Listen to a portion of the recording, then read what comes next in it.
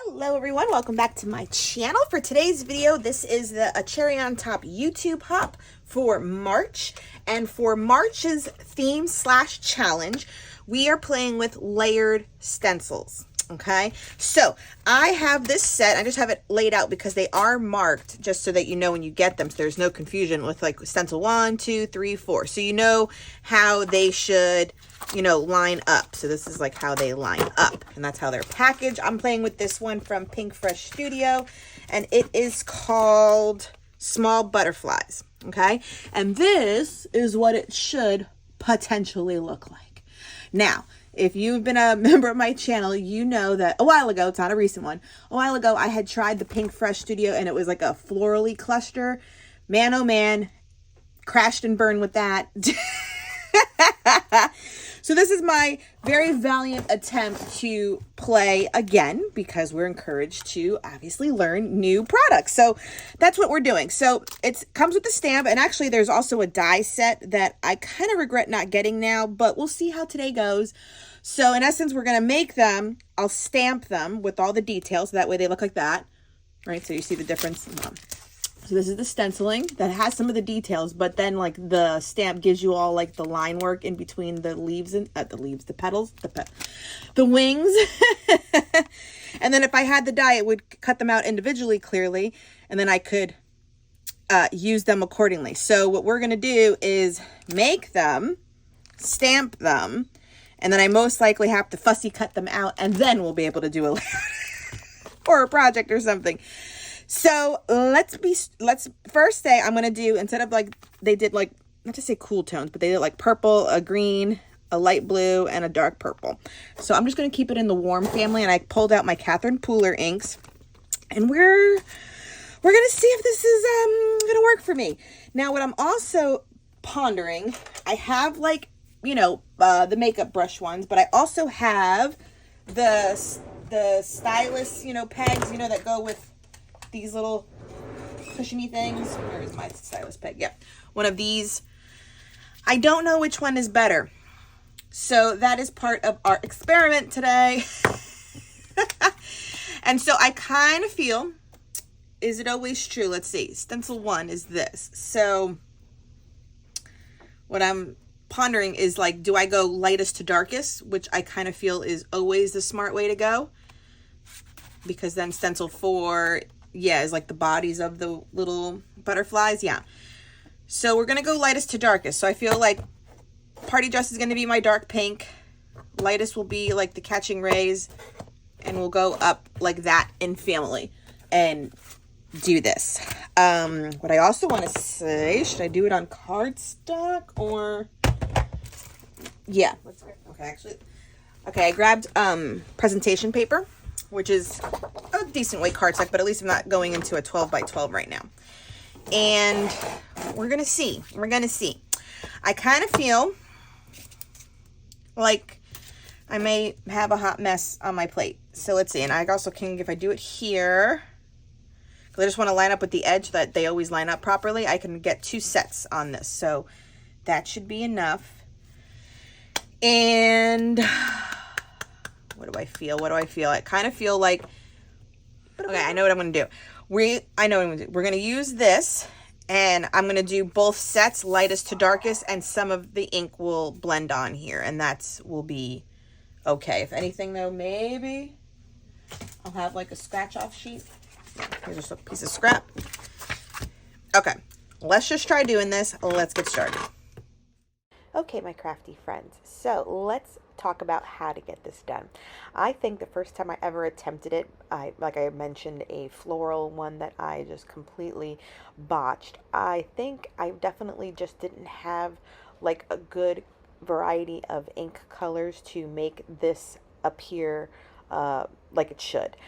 So if in your collection, when you're going to do these layered stencils, make sure you do have a light, a mid-tone, and a deep tone in the same either color, like a pinks or oranges or yellows, or like I have done right now with just kind of the warm family, because you definitely need to have those separate colors so that this turns out the best.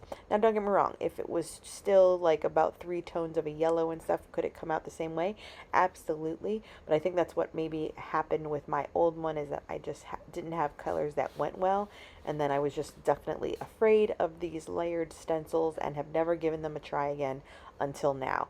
So I do have that one in my stash. So now that I've done this, I probably want to break them out and play with them and do a layout in the future, because this actually turned out so well, and I was not expecting it. So if you have been considering layered stencils, once again, I think, you know, me being on the cherry on top design team has really made me try new products that I really probably, not to say wouldn't have given a second look, but definitely stepping out of my comfort zone a little bit, because I had ruled these off to a deserted island because I was not good back in the day. First step complete. I'm impressed. Now, granted, maybe the colors would have been a little bit more defined in nature if I didn't use the same tool to kind of get into each tone, but tonal is okay with me. Tonal is okay. Like this one's really, really pretty. Like they're pretty. Okay, layered stencils. I didn't mess up this time. Let me go wash everything and let's get back to doing a stamp. And I think I will emboss this time. That way they are having that shiny raised element to it. So now the layered stencils do look fine just the way they are, and if I had the die cut it would be great, but I do have the detailed stamp, and I'm using some embossing ink that is from Hero Arts. I believe I picked this one up from Joann's, but any one that you have would be good. So here, I think my first round at it, I did probably press a little too hard and kind of mushed the stamp itself, because it deposited way more black embossing powder in the details than I wanted it to. And so here I was trying to salvage it with taking a paintbrush and kind of dusting off any of the excess, but it didn't really work too well, but that's okay, because I just leave it as it is, and I definitely take into account that these will be a little bit of a heavier handed with the black, and I learned from my mistakes, and I go ahead and re-ink it again. And I don't have a acrylic, what do we call them, boards or bases to have such a large stamp, so I kept it on the backing of it, and it worked out just fine. So with this one, I definitely just, inked it up, pushed on it, and that was it. I kept it very light, and this second set came out way better, like with the delicate details, than the first set on the right. But I like actually having the variation of the two. Just cleaned it up a little bit with the paintbrush to any excess so that the lines looked a little bit cleaner. And the embossing powder I'm using is from Michael's. It's the Recollection line, and it worked just fine for this project, or this step in making these look so fun. Okay, not bad. I learned from this one to this one that I probably pushed the stamp too hard and got too much deposit of the embossing powder in there, but it's okay, because I like the variation. It makes them truly look like butterflies. So this one's a little bit darker with those lines, and this one I definitely went in with a little lighter, so that's how it should potentially look like, and that is beautiful. So I can see myself doing this, and this is a warm tones, like cool tone ones, or just mixing it up and having these as embellishments. But what I will say is 100%, I'm going to pick up the die to it. So that way I don't have to now sit and fussy cut all these. I'm going to run it through my awesome die cutting machine and be fine with it. So that will be on my shopping cart to get the dies that go with this, so that this process now isn't going to take forever, because let's be honest, it will. So I will start to fussy cut these out, and I will be back with the magic of editing with them all cut out. Okay, all my fussy cutting is done, and I was auditioning this little page that is from the Vicky Booten Sweet Rush collection. I purchased this through a cherry on top too, so I can do some layouts. And this is fun. This is a print from Persnickety, and just kind of have them cascade down the side is super cute. and maybe I still like it. But then I was just kind of sitting here and I was like, you know, I am catching up on my school year insert, and my next page in here is to talk about her like assessment testing. So I was like, oh, I can use it in here. I need to make a pocket. I'm going to use her school photo as the thing.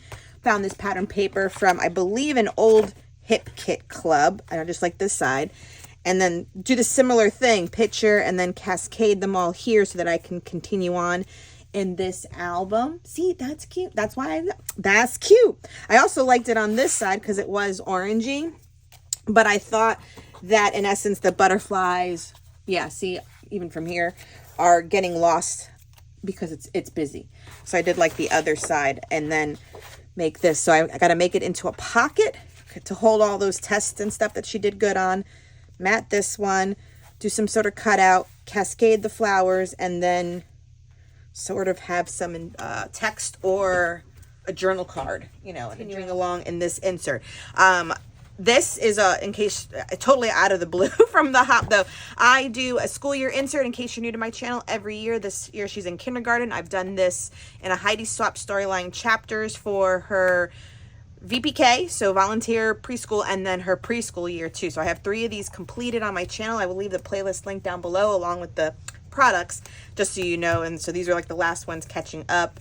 We did a field trip, her character parade at school, and then I am talking about her assessment testing. So these are like all her report cards for the first half of the year that I just kind of want to keep in here and make a pocket. So if I sandwich it between 2 pages and make it a pocket, that would be good. And then I can continue on in this album and keeping everything about kindergarten in one book. So I think we are going to go with this still, even though this one was super cute and it was also about school. But I thought, let's continue on in here so that I cannot fall too behind. So let me keep on going.